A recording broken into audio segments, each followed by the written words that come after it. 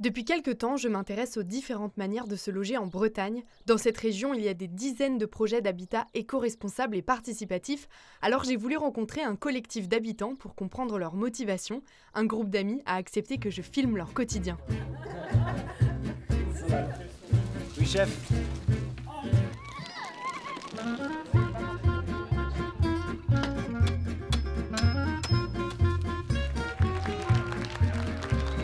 Alice, Charlotte, Stéphane et les autres se sont rencontrés il y a plus de 10 ans pendant leurs études à Bruxelles. Après 6 ans de réflexion, de formation et quelques faux espoirs d'achat, le projet se concrétise enfin en Ille-et-Vilaine, juste à côté de Édé-Bazouges, à 20 minutes au nord de Rennes. Ensemble, ils prennent la décision de leur vie, acheter un hameau un peu en ruine à 430 000 € dans la commune de Saint-Symphorien. Il y a longtemps, c'était sûrement un petit village, mais plus récemment, le lieu hébergeait une entreprise agricole avec de nombreux hangars de stockage. Et ben voilà. Aujourd'hui, le lieu dit La Thébaudet est géré en copropriété comme un immeuble et pour l'instant, ça ressemble à ça. Tout de suite à l'entrée, il y a le futur espace bien-être. Ici, c'est la Maison Blanche, une maison commune aux 4 familles. Les habitants vivent dans ce qu'on appelle des habitats légers. Chaque famille possède un mobil-home ou une yourte et ils ont eu raison de bien s'installer parce que les travaux vont durer 5 ans. Après, il faudra tout démonter pour vivre dans le futur hameau. Ces 3 bâtisses sont divisées en 4 maisons. Elles portent toutes des noms de lieux bruxellois, en fait surtout de bars bruxellois. On commence par cette maison, c'est la famille de Sylvain, Marius, Charlotte et Cléo qui habitera dans ce qu'ils appellent l'Union. À côté d'eux, cette ancienne étable est rénovée et agrandie par Alice et Pierre-Louis, les parents de Titouan. Et enfin, dernier bâtiment, séparé en 2 maisons, avec d'un côté la libraire, futur lieu de vie de Morgane, Ellie et Ruben, et de l'autre, leurs voisins directs, la famille de Camélia, Kéziane, Soël et Stéphane. Bienvenue à la Thébaudet.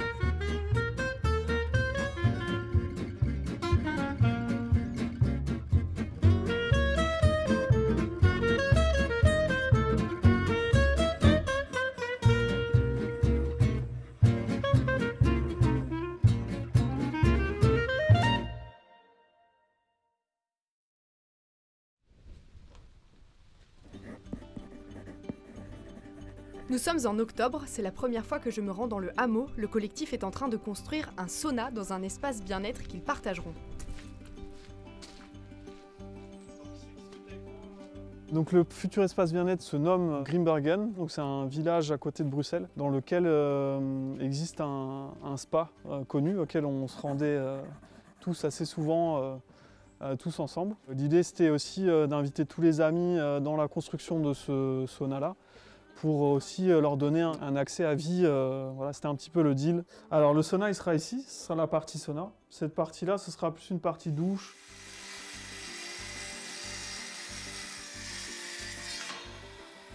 On est en train de préparer un banc pour l'entrée du sauna. On découpe des tasseaux dans du bois de récup, qui est du bon bois. En plus, on a de la chance parce que les hangars qu'on avait ici et qu'on a fait tomber en partie, c'était du chêne ou du châtaignier. Donc, à moindre coût, nous aurons du mobilier en chêne massif. Construire un sauna, ça ne semble pas être la priorité quand 4 maisons sont en rénovation, mais pour les habitants, la vie en collectif a déjà commencé et les moments de convivialité aussi. Du coup, tu tartines pas tout en bas et tu poses? Ouais, tu vas au fur et à mesure, c'est comme tu le sens. Il y a eu des points de vue un peu différents quoi, sur la nécessité d'avoir un sauna aussitôt dans le projet. Et donc au fur et à mesure des discussions, ça a un petit peu évolué. Et en fait, on s'est rendu compte qu'en effet, c'était important d'avoir un lieu rapidement où on pouvait prendre aussi du temps en dehors des travaux et avoir une zone un petit peu plus de confort. Ce chantier, c'est aussi l'occasion de tester différentes techniques comme les murs en terre-paille ou les briques en terre. Du coup, c'est des bottes de paille comme ça là, qui ont été placées dans une structure en bois et sur lequel on a mis donc, un enduit terre. Donc c'est de la terre d'ici, de chez nous.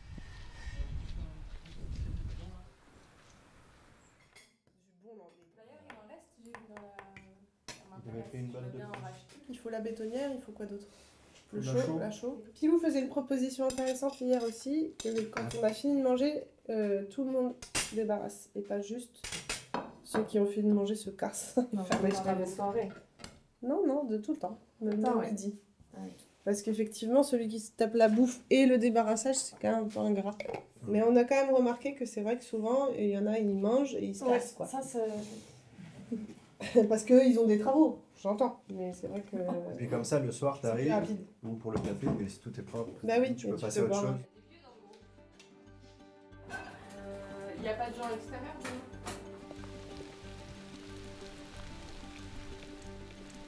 Le collectif vit dans le hameau depuis déjà 2 ans. Charlotte est à l'origine illustratrice, mais depuis l'installation, elle travaille tous les jours sur les chantiers.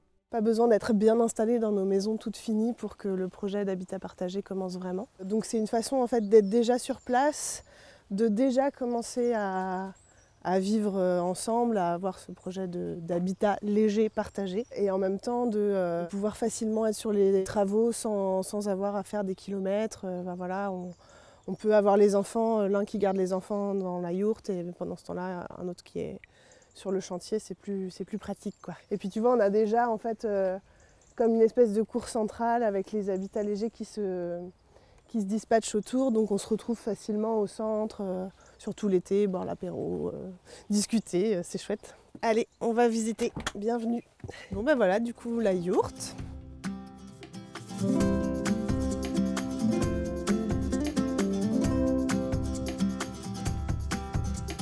Tous les meubles, c'est de la récup, c'est des billes de bois qu'on a trouvées sur le lieu et que j'ai transformées en mobilier, quoi. Donc même les poteaux de téléphone qui étaient ici aussi, et donc ça nous a pas coûté trop cher. Souvent les gens ils nous disent mais vous n'allez pas avoir envie de déménager dans votre maison. Et c'est possible qu'on ait un peu de mal.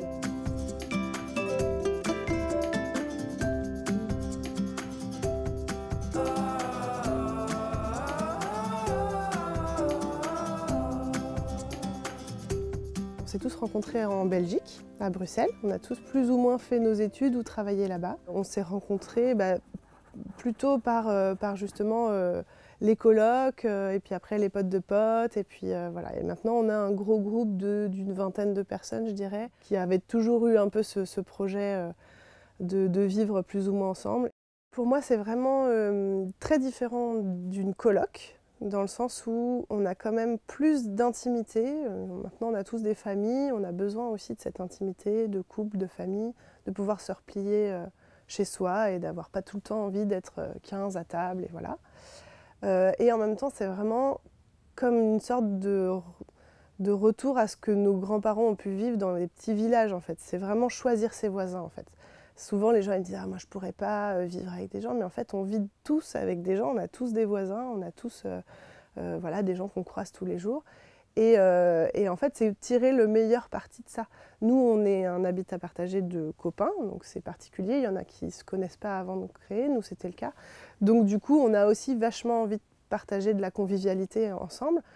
Et je trouve ça génial de pouvoir se dire qu'on emmène les enfants à l'école ensemble, que quand on achète du matériel de rénovation, on divise le prix en 8. Et que voilà, par exemple, nous, on a un tractopelle, chose qu'on n'aurait jamais eu si on avait été 2 à rénover une maison, quoi.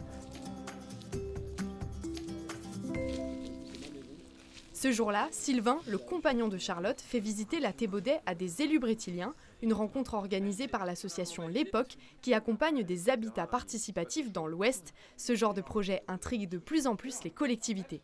Le projet a mis du temps, on a mis quasiment 5-6 ans. On a commencé à élargir à l'ensemble de l'Ille-et-Vilaine et on a trouvé ce lieu qui nous a vraiment plu dès le départ. On a eu un vrai coup de cœur. Donc assez rapidement, on a été rencontrer la mairie de Saint-Symphorien pour présenter notre projet. C'est des projets qui sont quand même assez longs, donc voilà, de faire les permis de construire, de monter les statuts juridiques, choisir aussi un statut pour le lieu. Des étapes qui étaient assez longues mais qui étaient aussi essentielles pour nous parce que ça nous permettait de mieux appréhender et mieux connaître notre projet.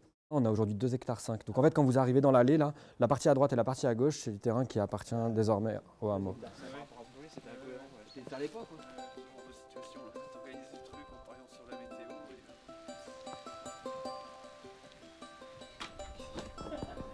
Parfois, les familles se retrouvent à l'improviste pour manger ensemble, comme ce dimanche avec activité sapin de Noël pour Ellie, Kéziane et Soël.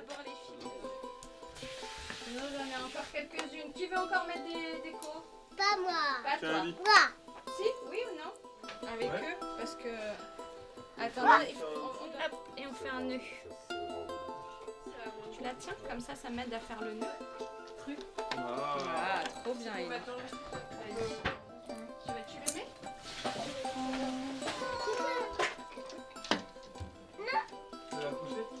Allez, on fait la dernière.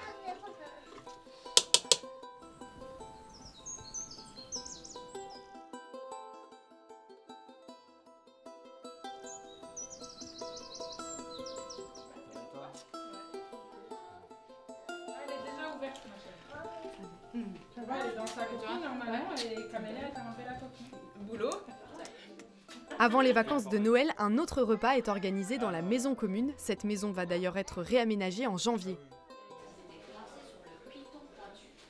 Dans la chambre, il y a 3 chatons endormis. Ça c'est Cléo et ça c'est Ellie et ça c'est Chanson. Oh. Voilà. Et si on allait jusqu'à l'île du Python pointu? Ça, vous aimez faire, hein? Oh ouais, hein?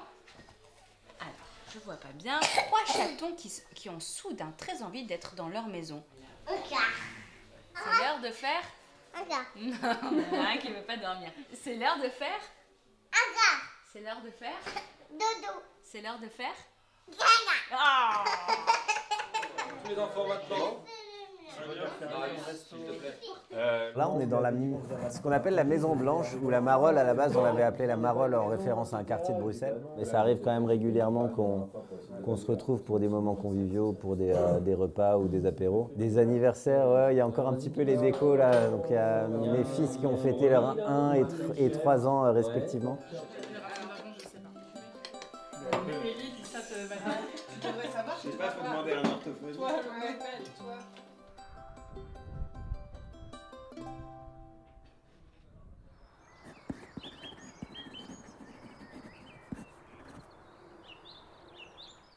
Et ils creusent des Tranchées. tranchées ou des sillons, ouais. Les sillons des tranchées. Et c'est qui a un tracteur comme ça? Gilbert. Ouais, Gilbert, il a un gros tracteur comme ça. C'est le tracteur comment? Ben. Ouais, c'est le tracteur Ben, il descend du sable. Là maintenant on va brosser les dents, il est 8h05 et à 8h10 on sort.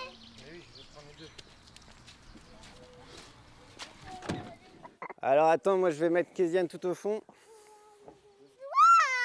Joël, ça c'est le siège de Cléo. On va changer les sièges. Tout va bien se passer.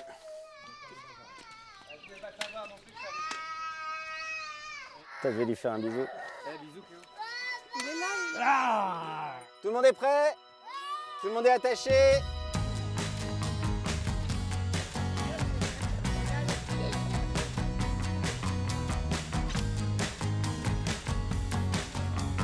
Moi, comme je bosse juste à côté de l'école le mardi et le jeudi, du coup, c'est moi qui les dépose ces jours-là. Et puis les autres jours, c'est Sylvain ou Charlotte. On n'a pas toujours des hurlements. Et des fois, on a des hurlements tout le long du trajet, ça dépend. La Reine des Neiges permet quand même de dédramatiser. Là, aujourd'hui, ils n'ont pas demandé, donc on l'a pas mis. Mais c'est vrai qu'on a souvent dans la tête, à la sortie de l'école, la fameuse chanson Libéré, délivré, quoi. On devient des grands fans, on la connaît tous par cœur. Donc voilà, là c'est mes sabots remplis de terre que je laisse dans la voiture pour pouvoir faire homme civilisé quand même. Le changement de chaussures, c'est un impératif. Ouais, t'as un nouveau manteau, il est trop beau. Attends, je te donne ton sac. Voilà, et on se calme.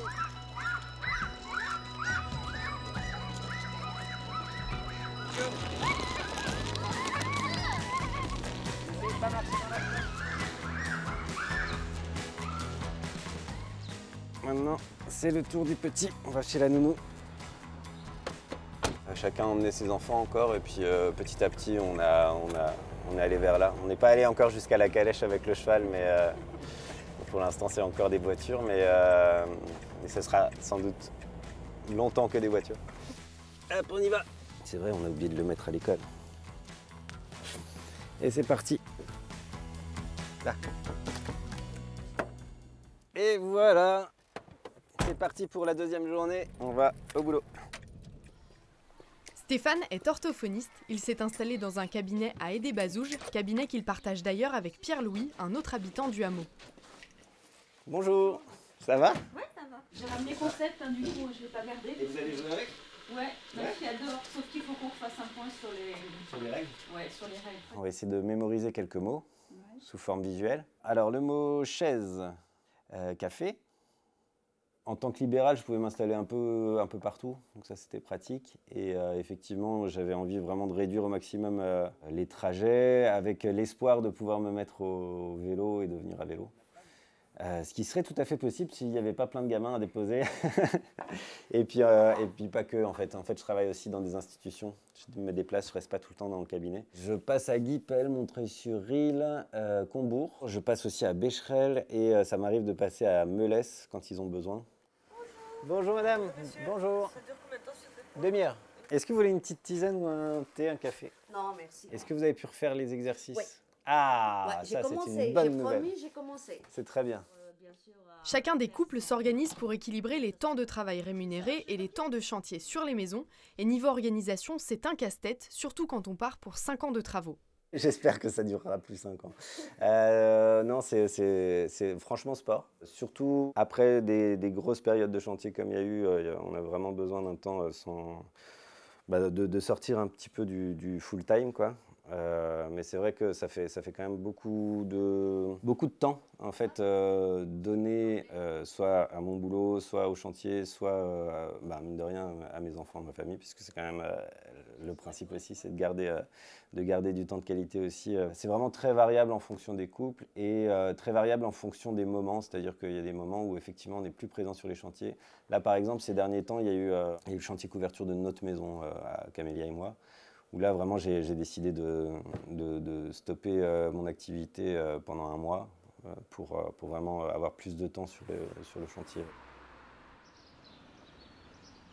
Parmi les 8 adultes du hameau, il y a plusieurs métiers de la santé, psychologue, sage-femme, ergothérapeute, mais aussi dans la maçonnerie et l'édition. Pierre-Louis, lui, navigue entre son métier d'ostéopathe et sa reconversion il y a quelques années en tant que charpentier. Reconversion bien utile aujourd'hui puisqu'avec Alice, ils ont fait le choix d'une maison en autoconstruction. On va voir ce que ça donne. Là, je fais l'épure de la lucarne gerbière. Et comme on n'a que du bois de récup des hangars qu'on a démontés, du coup, j'essaie de trouver les meilleurs bois, les dimensions. Je dois organiser mes semaines tous les jours, en plus avec l'accueil de mon fils qui a 1 an. Et donc, j'ouvre mon cabinet peu de temps par semaine et le reste du temps, je travaille sur le chantier. Ça me tenait à cœur d'apprendre plein de choses, notamment la maçonnerie. Ça me plaisait bien. Ouais, pour le plaisir d'apprendre tout, de pouvoir faire ma maison presque entièrement.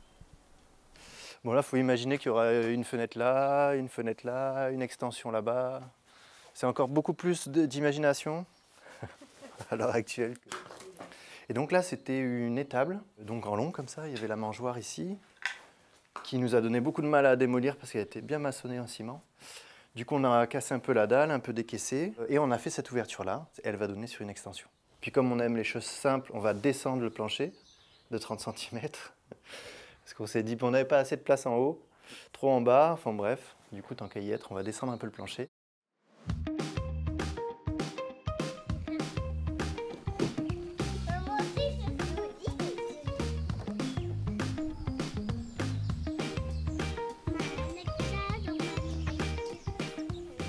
Et les enfants, que pensent-ils de ce mode de vie un peu différent des autres? Soël, Ellie et Cléo ont entre 3 et 5 ans et passent beaucoup de temps ensemble. Il n'est pas cassé, il est démonté. Vous jouez à quoi ensemble? On joue à des trucs. On joue on peut jouer au bateau pirate. J'aime bien jouer quand on fait des soirées pyjama. On joue au ballon. On joue au vélo, au volant de course de voiture, cache-cache. Ellie, t'aimes bien habiter avec d'autres familles? Pip, pip. Oui, non. Moi, c'est Tata qui vient. Je m'appelle Marius et j'ai bientôt 9 ans. Il n'y a pas beaucoup de gens qui habitent dans un habitat partagé. Moi, Je crois que je suis le seul dans mon école alors qu'on est 300. Et je leur ai dit que j'habitais dans une yourte. Tout le monde me disait « Ah, c'est quoi une yourte? C'est quoi un mobil-home? C'est quoi un habitat partagé ?» C'est long d'expliquer tout. J'explique, un habitat partagé, tu as d'autres familles. Nous, on est 4 familles. Une yourte, c'est comme une grande tente avec du tissu. Un mobil-home, c'est une maison qui roule. Et puis, ils comprennent. J'aime bien la yourte, mais j'ai hâte d'habiter dans une vraie maison parce que ça fait petit. J'aime bien les fêtes. C'est bien parce que tu as un grand espace, donc tu peux jouer. Souvent, je découvre beaucoup de cabanes dans les arbres. Et j'aide sur les travaux, casser des murs. Et c'est très amusant. J'ai cassé le mur de Ruben et Morgane et c'était très drôle.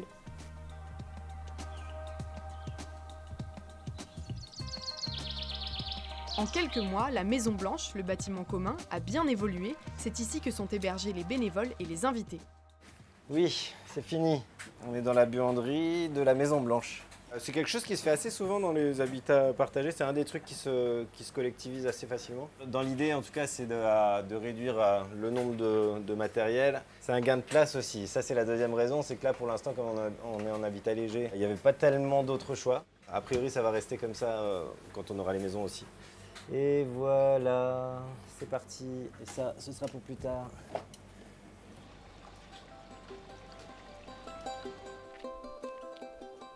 Donc avant, il y avait une cloison en fait tout ici et ici. Donc on a décloisonné. Il y avait un couloir qui était ici. Donc en fait, on voulait tout ouvrir.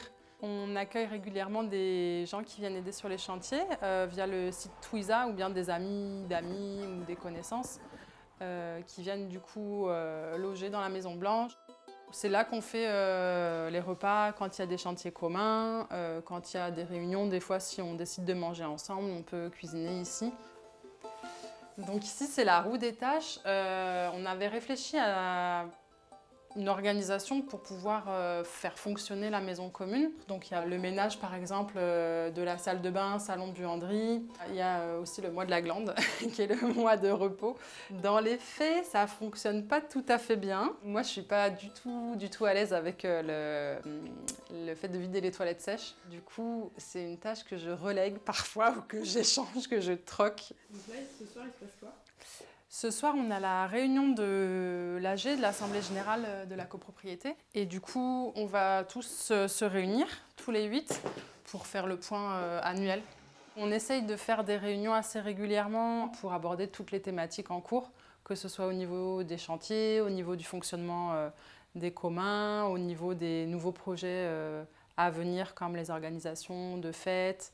On est issu du principe de sociocratie, qui est une prise de décision par consentement, c'est-à-dire que tout le monde doit être d'accord, on dit qu'on peut vivre avec la proposition, et s'il y a une personne qui ne peut pas vivre avec, à ce moment-là, ça veut dire que la proposition n'est pas assez bonne et qu'on doit la bonifier. Pour les réunions, c'est bien si on est au moins un par foyer, après tout le monde peut venir, ça arrive qu'on se retrouve à 8, mais c'est assez rare parce que souvent il y en a un qui est en train de finir de coucher un enfant ou quelque chose comme ça. Donc c'est la personne qui va driver la semaine dernière. Ensuite,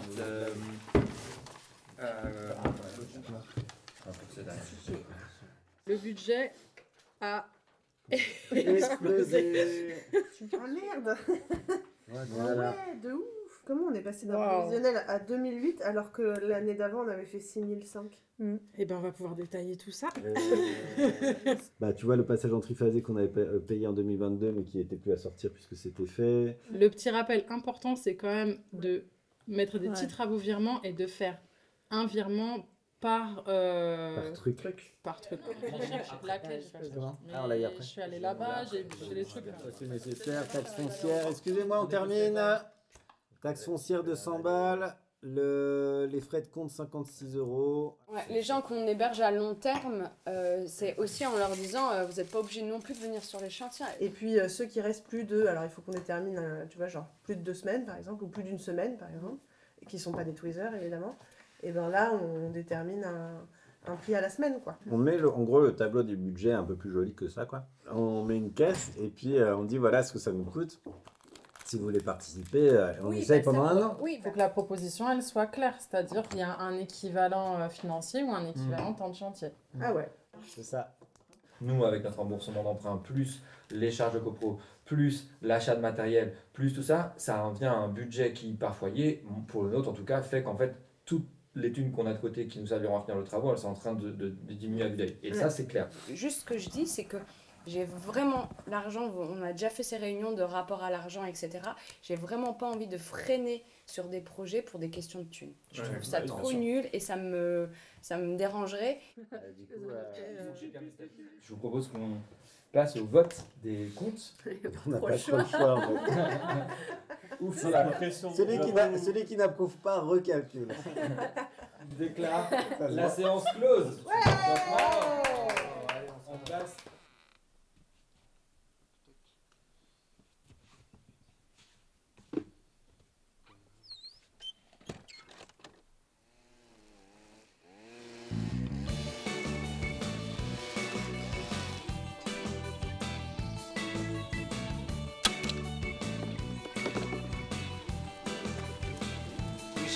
Nous sommes le 25 mai, aujourd'hui c'est la 3e édition de la fête de la Thébaudet, au programme atelier cuisine avec une conserverie, chorale et drag show le soir. Normalement, on attend autour de 150 personnes. Et puis c'est aussi de profiter de ce moment-là de préparation pour la fête pour remettre un peu le lieu en état pour l'été. Il y a plein de fleurs derrière qu'on voit jamais. Moi j'adore les fleurs. Et du coup le fait qu'il y en ait déjà quelques-unes qui aient été plantées sur le lieu, c'est autant en profiter quoi, et de les mettre un peu en valeur, en lumière et tout quoi. Vas-y, autant je garde mes gants. Hein. Ah, il est même pas moisi.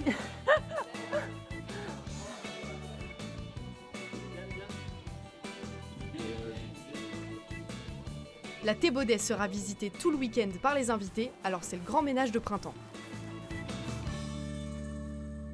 Donc voilà, bienvenue dans le sauna terminé, donc qui fait une petite dizaine de mètres carrés. Donc le poêle qui fait 7 kW, un poêle classique à bûche. Donc on met environ 45 minutes, 1 heure pour avoir une température, je dirais, acceptable. On a réussi à rentrer à 16 nouvel an, ce qui est un petit peu trop, mais jusqu'à une dizaine de personnes, ça reste, je dirais, confortable.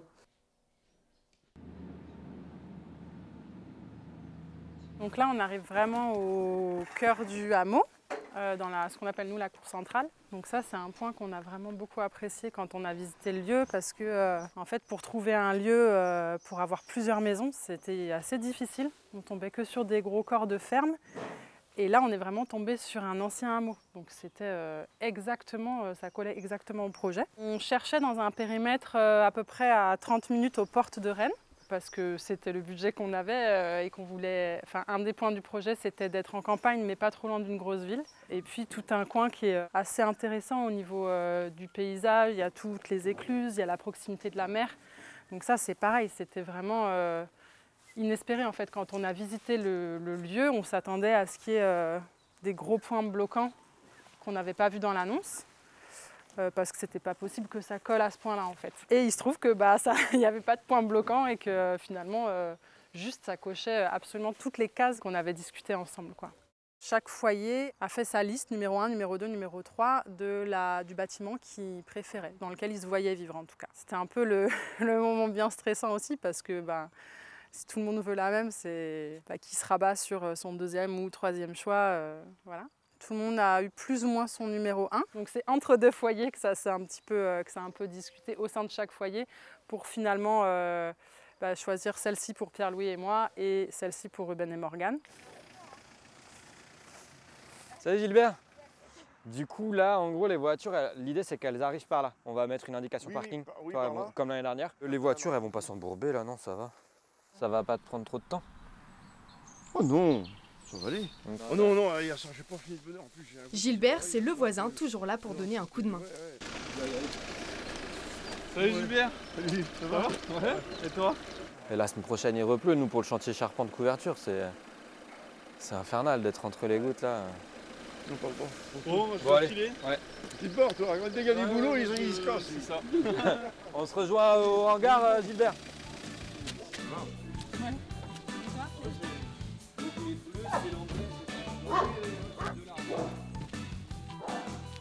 Merci Gilbert de la livraison à domicile. J'aurais dû te demander des patates. Oh ben...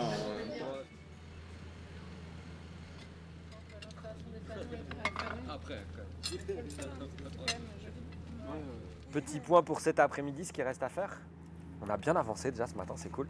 Si on peut, avec de la corde, sécuriser le hangar de stockage, donc mettre une grande corde pour montrer qu'en gros, il ne faut pas y aller, plus la partie chantier de chez Alice et Pilou, et donc enlever la grande échelle.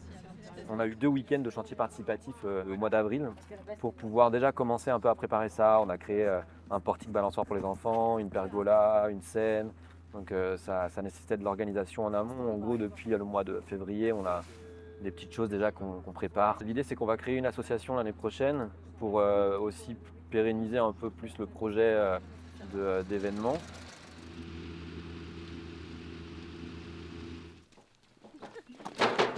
On va en mettre 2.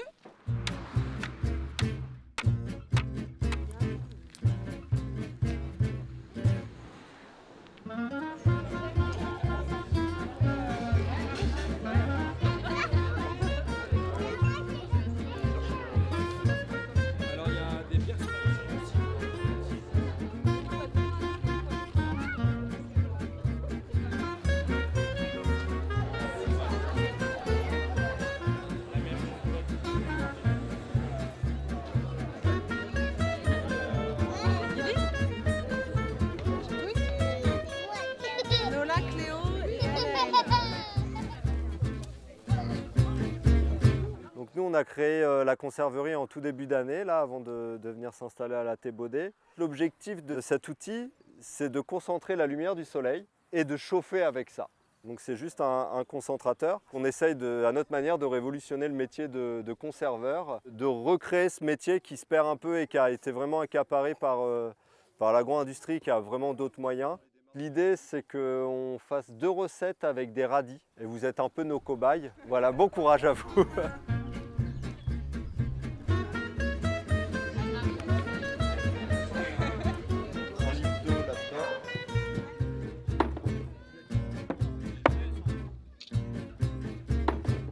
Moi, je suis une vieille copine des gens de la Thébaudet. On se connaît depuis certains 25 ans. Moi, je pense que je ne pourrais plus vivre autrement. Je pense que c'est très important de vivre dans le partage, qu'on s'enferme de plus en plus dans un individualisme.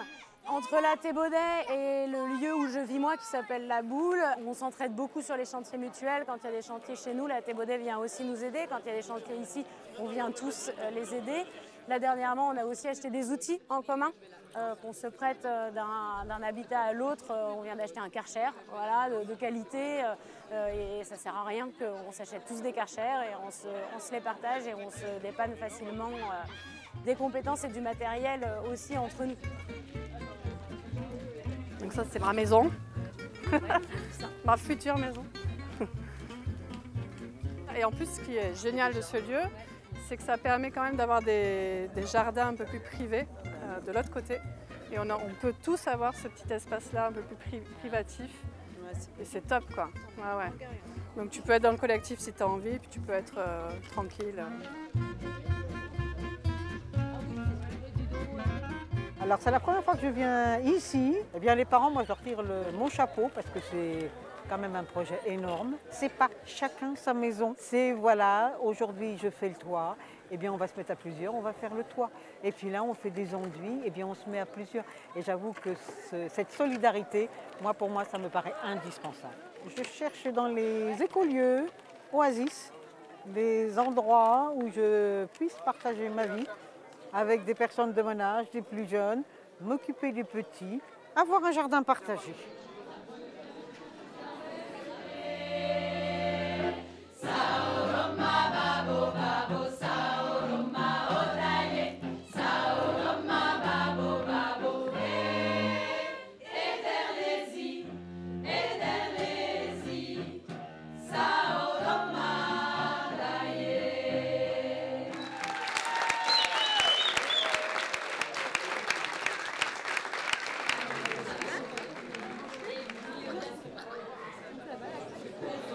C'est vrai qu'on a été surpris un peu, on ne pensait pas vendre tout pour un groupe, on va dire. On n'y avait pas pensé d'ailleurs.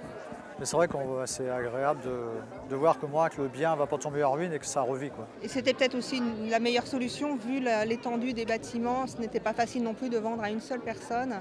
Et voilà, je crois que c'est aussi peut-être l'évolution, c'est dans l'air du temps. On ne voulait pas manquer ça. On avait envie de revoir le projet d'où il en était et de voir que ça a bien avancé, que ça a changé et que c'est agréable de voir tout ce monde. La Thébaudet, effectivement, revit, donc c'est ça qui nous fait le plus plaisir. Forcément, on a toujours un pincement lorsqu'on quitte des lieux et avec toute l'histoire qui va avec.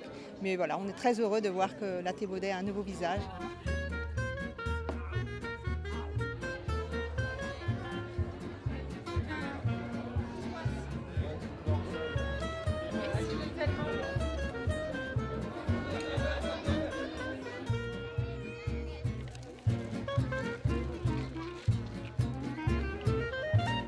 Entre voisins, après une brève rencontre, on a fait connaissance. Et puis depuis, ils ont besoin, donc quand ils ont besoin, je suis pas à rendre service. Et Morgane était venue à la maison chercher du compost pour faire le jardin et tout. Et comme ils avaient vu que je faisais du maraîchage, donc ils sont venus à la maison, ils m'ont demandé, j'ai dit oui, il n'y a pas de problème, tu peux fournir. Et puis voilà, donc maintenant, à partir de maintenant, on dit, vu le prix que tu nous fais, on va pas s'embêter à faire du jardin. Il y a plus de 50 ans que je connais la Thébaudet. Mais là, quand j'ai vu ce qu'ils avaient, les projets, puis ce qu'ils faisaient, j'ai trouvé ça super. C'est très très bien. Je trouvais super de remettre un village comme ça en état, en vie, c'est bien.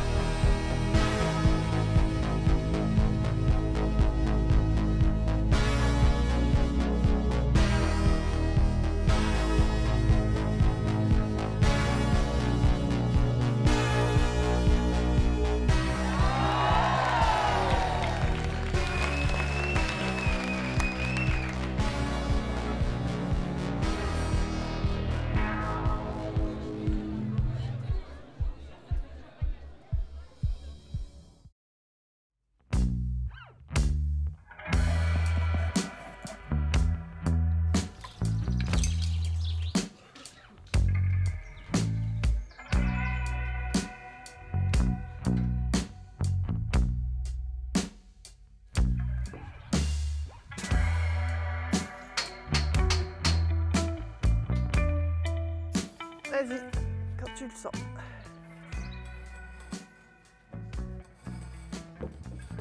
Nickel. Et ben voilà, ça tombe pile poil. Alors on est en train de monter l'échafaudage d'un côté de notre maison pour faire le chantier de charpente et couverture qui va commencer la semaine prochaine. Ce matin, il y a Christian qui est avec nous et qui avait un petit jour de congé, donc il est venu nous donner un coup de main, ce qui est plutôt cool de sa part.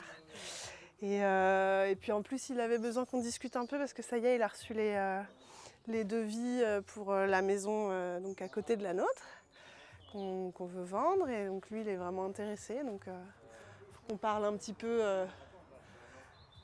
sous et tout ça, quoi. Business. Business. Ça va, toi? Je vais venir t'aider. Christian pourrait être un futur habitant du hameau, car après 2 ans d'installation, le groupe se sent prêt à accueillir un 5e foyer. Ils ont déjà rencontré quelques couples et familles intéressées. On s'est dit que ça devenait possible, qu'on était suffisamment solide dans nos bases en fait, pour imaginer accueillir un 5e foyer. L'idée, c'était pas d'intégrer un 5e foyer à tout prix. Notre but, c'est pas de vendre une maison en fait. Le but, c'est vraiment de faire en sorte que cette maison soit occupée, quoi. Et aussi parce qu'en fait, on s'est dit que c'était aussi intéressant d'amener un autre regard, d'autres idées, d'autres façons de fonctionner aussi dans notre groupe, même si on a envie que les valeurs soient partagées, mais voilà, ça donne un petit coup de frais, ça fait preuve d'ouverture aussi, quoi, c'est chouette.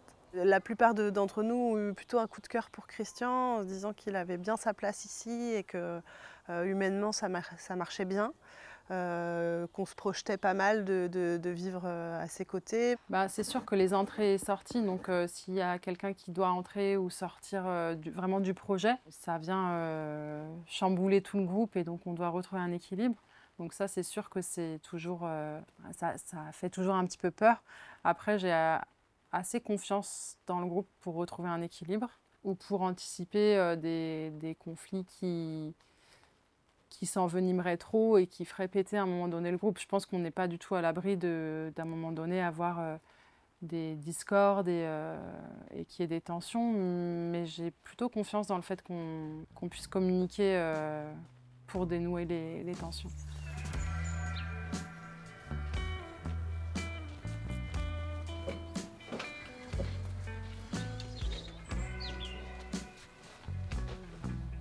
Bah, vas-y, tu peux pousser. Ouais, attends. Ah. Pardon, ça va? Ouais. Vas-y. Bah super. Un peu de souplesse quand même.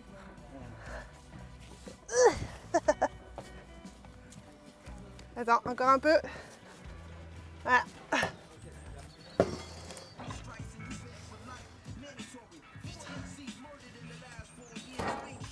Si je viens aider, c'est parce que j'ai envie de m'impliquer auprès de Sylvain et Charlotte.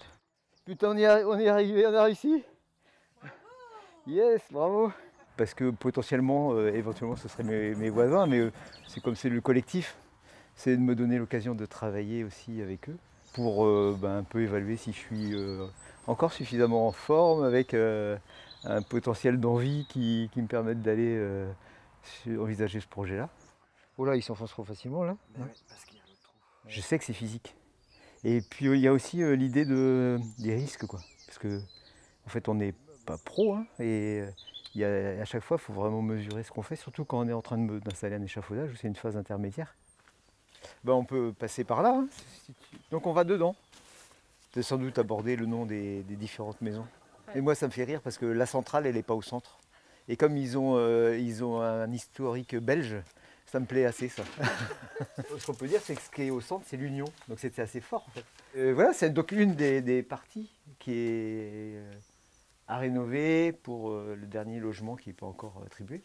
Donc on voit effectivement qu'il y a des mouvements de murs qui ont eu lieu et qui sont difficiles à expliquer. Ici, ce serait une cuisine, donc il y aurait des réflexions un peu. La porte, elle reste. Ici, il faudrait ouvrir plus pour ramener de la lumière. Et un cloisonnement derrière pour avoir des sanitaires à l'arrière, mais qui serait accessible de l'autre côté. Donc ici, pour moi, c'est assez clair. Et puis après, on va de l'autre côté. Allez,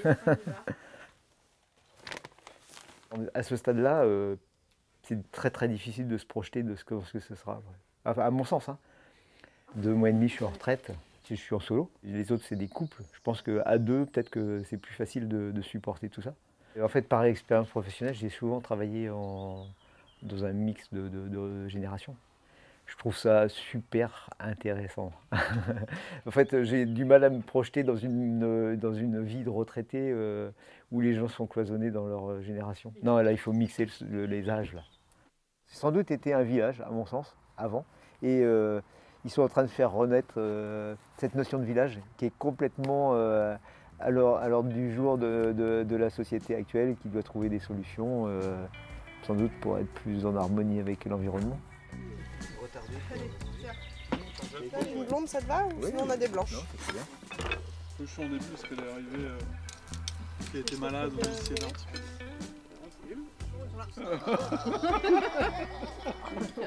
Je peux pas prononcer sur la question. Non, regarde, t'inquiète, c'est chaud ça. C'est chaud.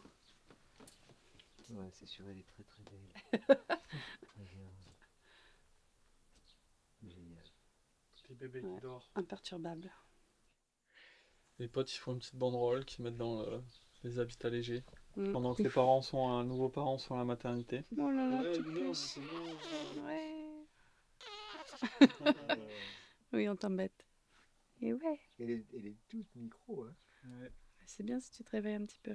C'est vrai, c'est trop attendrissant de voir ça. Hein. Ouais, c'est chouette. 7e enfant de la Thébaudet. Ouais. Donc en 2025. À qui le tour? Voilà, à qui le tour. Quelqu'un prenne le relais. Voilà, peut-être Alice Pilou, qui sait. C'est à l'ombre. En retrait, ouais. Enfin, quand il fait chaud, il fait quand même très chaud. Juste à côté, dans la yourte rouge d'Alice et Pierre-Louis, Titouan, lui, a déjà bien grandi, il a 1 an. Bisous. Tu lui fais des petites caresses comme ça. Pourquoi avoir fait ce choix d'éduquer son enfant dans un hameau partagé? Sa maman Alice est sage-femme et travaille à Irodouer dans un pôle médical. Au départ du projet, j'étais pas encore maman. J'ai toujours un peu pensé le projet pour moi d'abord, enfin moi, mon couple et ce dont j'ai envie, bien sûr en imaginant peut-être qu'un jour j'aurai un enfant, que ça me semblait être un espace aussi chouette pour accueillir un enfant. C'est sûr qu'avec ma profession, j'accompagne aussi pas mal de femmes, de couples et j'entends régulièrement les difficultés que ça peut être d'élever un enfant avec l'adage dans le fond de il faut tout un village pour élever un enfant. Donc clairement, je sais qu'être entourée, c'est important. Les autres adultes sont des référents aussi, en fait, même si ce n'est pas les référents premiers. En fait, c'est assez cool parce qu'effectivement, on a chacun des manières, même si on s'entend tous bien, on a chacun des manières différentes de réagir, des manières différentes d'appréhender certains moments. Ça, c'est assez chouette pour les mômes parce qu'ils peuvent vraiment se nourrir de différentes manières de voir les choses, en fait. Et ça crée vraiment une multiplicité de possibles. Ça a toujours été un truc un peu important pour moi de se dire que la famille parentale classique, un papa, une maman et des enfants, c'était pas forcément le rêve idyllique et que pour moi c'était plutôt une espèce de tribu de plein de gens, d'amis, de familles qui participent à faire grandir nos enfants d'une manière ou d'une autre. Je pense que c'est vraiment une force. Après, voilà, comme tout, il y a des avantages, des inconvénients, mais pour l'instant, ça se passe assez bien pour dire que je vois surtout les avantages, quoi.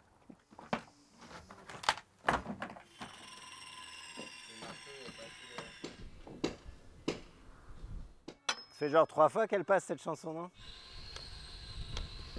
On était sur la charpente surtout, on a tout déchevronné. Il y avait des chevrons sur tout le toit là quasiment. On a tout enlevé aujourd'hui. On est assez contents, ça s'est bien passé. Là je suis en train d'essayer de commencer à démonter une double carré bois pour en mettre une autre et faire une lucarne à la place. Dans le bâtiment pas du tout. Non, j'avais fait un petit peu de bois, mais plus pour le fun. Il y a quand même Pilou et Ruben qui ont une formation dans le bâtiment, donc qui nous briefent.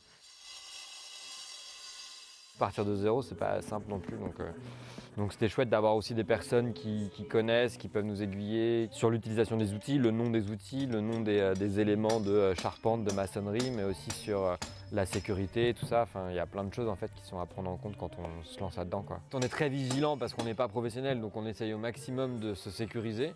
Après, ouais, on a des frayeurs parfois parce qu'on se retrouve en hauteur à devoir mettre une échelle. C'est impressionnant, ouais. Donc oui, il y a eu quelques petites frayeurs, mais globalement, c'est chouette. Rénover ma maison, c'était pas forcément mon rêve non plus. Donc je me suis un peu laissé entraîner dans le mouvement général, dans l'émulsion et l'énergie. Avec des fois des bons coups de mou quand même, parce que c'est vrai que c'est long, c'est dur, ça prend beaucoup de temps. Et puis en fait, quand on n'a pas d'enfant, on ne sait pas que ça prend beaucoup de temps aussi. Ça fait pratiquement 2 ans là, que je suis à temps principal sur les travaux de la Thébaudet, ce qui en fait... Enfin, voilà, je ne suis pas rémunérée pour ça, mais qui est quand même un sacré travail et qui quand même apporte des compétences qui vont me servir par la suite. Mais je n'avais jamais fait de gros travaux du tout avant, quoi. Je suis de plus en plus à l'aise de prendre des responsabilités, d'y aller, quoi. Puis en plus là, c'est assez agréable. Je me rends compte que sur les chantiers de charpente, je prends beaucoup de plaisir. On fait plein de trucs assez variés. J'ai pas du tout le vertige. Donc du coup, je m'éclate plutôt bien. Enfin, je peux participer à toutes les tâches, quoi. Ces 2 ans de travaux où j'ai été quasiment à temps plein, ça m'a aidé même dans ma vie et dans ma vie pro, ma vie perso, en termes de confiance en soi, de projection, d'entraide, d'apprentissage.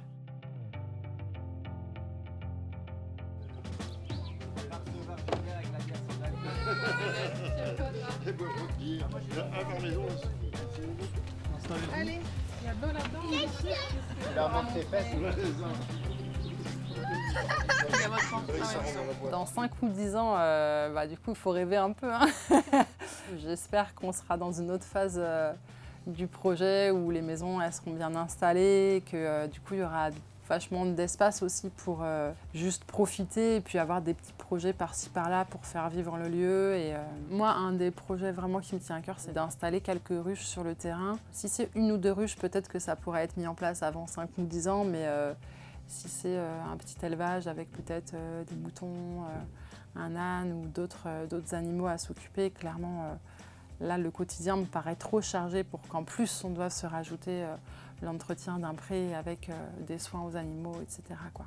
Et ça, c'est un petit peu mon appréhension. C'est vraiment le truc de pas se perdre dans trop de choses à faire tout le temps, quoi.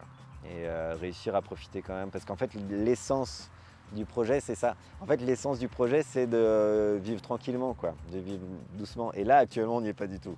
Là, pour le coup, on a encore pas mal de boulot à faire pour réussir à prendre du recul un petit peu et à vivre les choses plus au moment présent, quoi, à l'instant présent.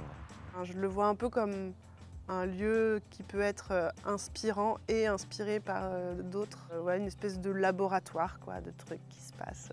Puis voilà, continuer d'inspirer peut-être d'autres personnes et de mener le plus loin possible ce projet un peu fou qu'on a imaginé il y a presque 10 ans, quoi.